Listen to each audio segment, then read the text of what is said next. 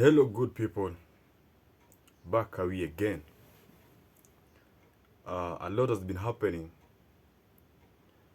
the world around us, and amidst of all that, I want to believe you're still doing great.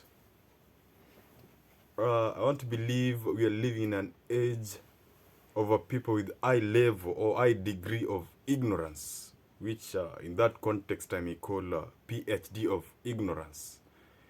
They have a doctorate of philosophy in ignorance. That is their field of speciality. And which is still okay, because that is the world that you're living in. And to bring to your attention, at the end of the day, we love two classes of people. Obviously, we love two classes of people. We love the good and the bad. We love God and Satan. We love good and wrong. So it is either way. You lie either of the classes. There is this guy that I love to reference a lot. He's an historical figure by the name Martin Luther King Jr. He said if a human being he has nothing to die for, then he's not worth living. So many a times we ask a lot of questions like, what is my purpose in life? And a few do find their purpose in life, and a few do their purpose in life. So it is one thing to find your purpose in life, and it is another thing to fulfill your purpose in life. So just knowing your purpose in life, it is not enough. You have to go beyond knowing your purpose in life. So you materialize that which you believe it is your purpose. Sometimes I feel like I should not be in loggerheads with the atheist, because actually I'm not at loggerheads with them, but when we usually have such kind of conversations, it seems like we are at loggerheads, because they feel like they're being infiltrated to their belief. The same thing happens when an atheist is speaking like God does not exist. The theistic people, they feel like that the atheists are infiltrating in their field. So you find like there are a lot of struggle in between the atheist and the theistic people. And I've been thinking of these two phrases. There is this phrase that says the uncaused cause, and actually it is found in one of the philosophical study. I don't know. It's long since I studied critical thinking and philosophy. It's been long, but I can remember some traces of information.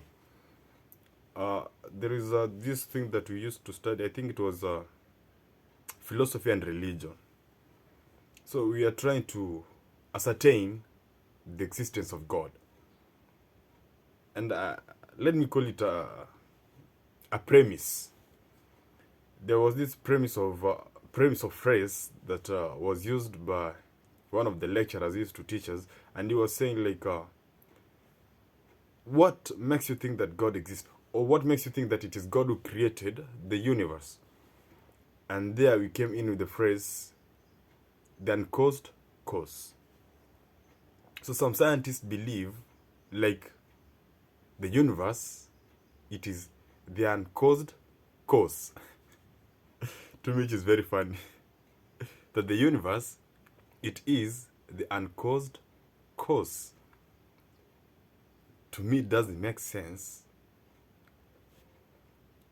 because if at all the universe, which is matter, it is the uncaused cause, then it must have begun from somewhere. Actually, that is a mind-boggling question that I always struggle with, but I no longer struggle with it because I know the truth, and that is the truth. Because if the universe is matter, then it must have come from something, of which I demystify the statement or the phrase like the universe, it is the uncaused first cause.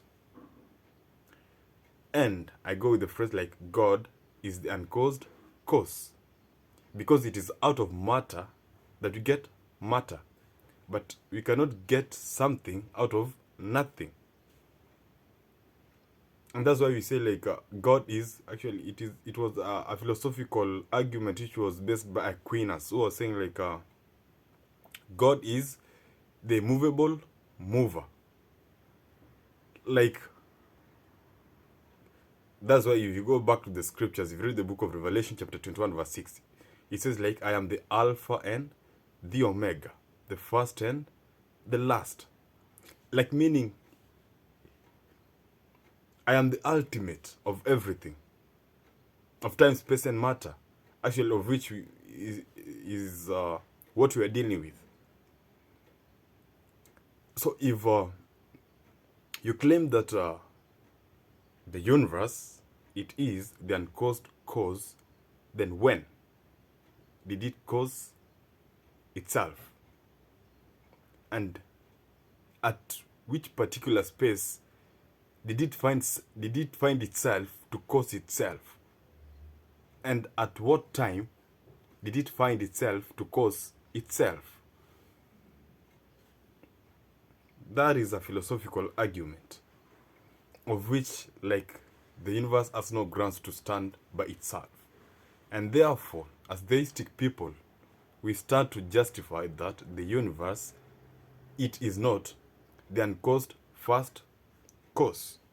And we attribute this thing to God. Because God himself is matter. God himself, he says that I'm not limited with time. I want to believe, you can go and search the scriptures. I want to believe in the book of Peter, I believe, 1st or 2nd Peter, which says that I am God. I can make 1,000 years one day. And I can stretch one day to 1,000 years. That's what God can do. And that makes me like, if God can do that, then it's worth of worship.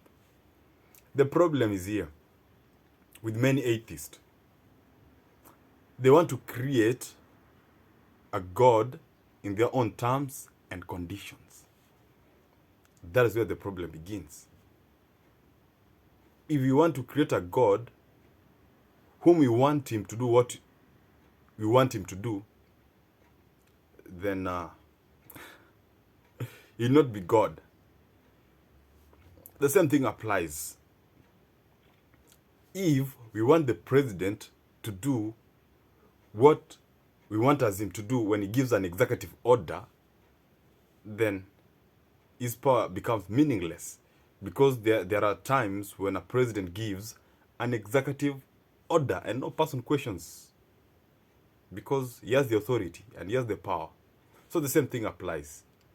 There are times that God gives an executive order, and more especially when I see most of the killings in the Bible, they come as a result of an executive order, of which we cannot question, because like it is an order. After all, it is my life, and I know to the best of my interest why am I doing this. The same thing applies when a president gives an executive order. So there are some things that we should use simple analogy to understand instead of letting things get out of hand. So like the verse that I quoted in the book of Revelation chapter 21 verse 6, it says like, I am the Alpha and the Omega. Let him who thirsts come and take the water of life freely. So there are those people who will thirst for this life.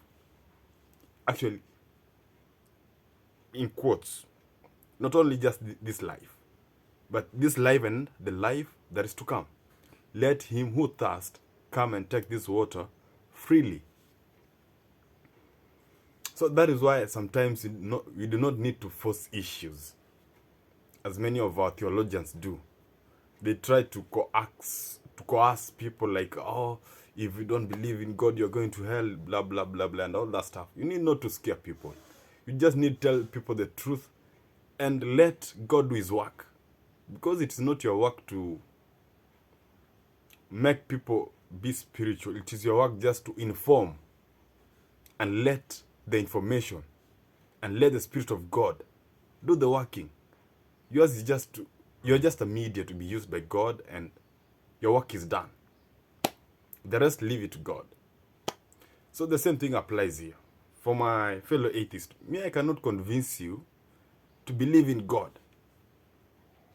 But we will try to look on some stuff from a philosophical point of view and get to gauge what is rational thinking of this. We believe the existence of the universe. So we need to come with a rational and logical thinking of the existence of the universe and the existence of God himself. There is one guy who was challenging me like, who are you to question biologists who have a PhD in there? So having a PhD in biology, does it make me just to be numb and not to ask questions? Because I believe I'm not a fool. I believe I'm not a genius, but I'm smart enough to question stuff. So like, you holding a PhD in physics and telling us things of string theory, telling us the theory of relativism, telling us the theory of the law of attraction and all that stuff. If you speak that language, I may not understand fully, but that does not deny me an opportunity to question the theory that you're coming up with, because you're a physicist. So, like you having a PhD, it doesn't make you a god. Nope. And it doesn't make me a fool either. Because I believe that God has given us brains which are smart enough to reason things out. Even for the unlearned, they can question such stuff.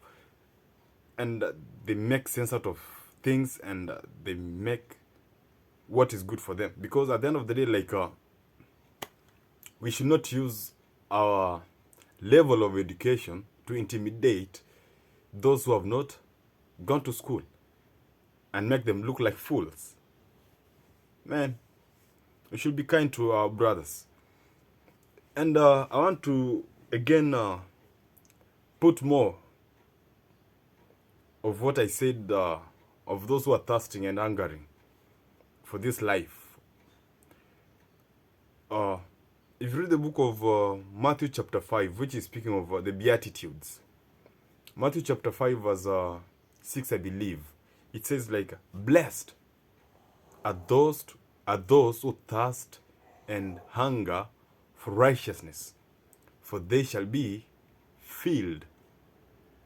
Yes, blessed are those who thirst and hunger for righteousness, for they shall be filled. So there are those who will not bother to thirst for this righteousness. There are those who will not hunger for this righteousness. So what part do they have? So they shall not be filled by righteousness.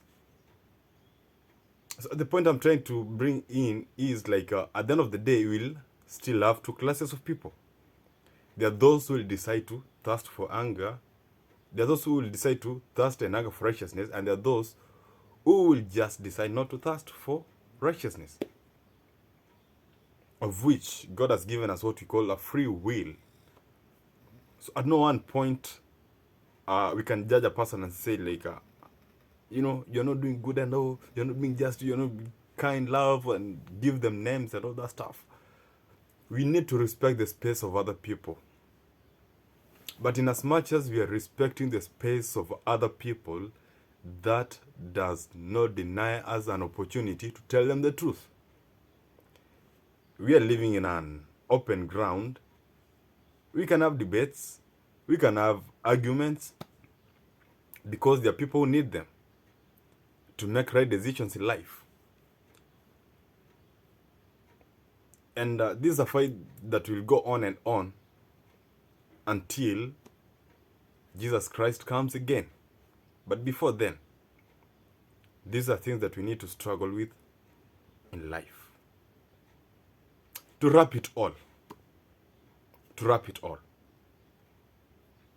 I want to quote this common verse that every person, most of the Christians, and at least many atheists, I believe they are aware of the verse, the book of John chapter 3 verse 16, which says, I believe this one is just like a chorus for every person, that for God so loved the world, that he gave his only begotten Son, that whoever believes in him shall not perish, but have everlasting life, or eternal life. So for those people who are ready to thirst and hunger for righteousness, for those people who are ready to come to the Alpha and the Omega to get the life freely, Jesus is calling you. He's welcoming you to the banquet. And he's saying that whoever believes in him shall not perish, but have everlasting life. To my fellow Christians, I will always reiterate these words. Be wise as a serpent, and be gentle as a dove.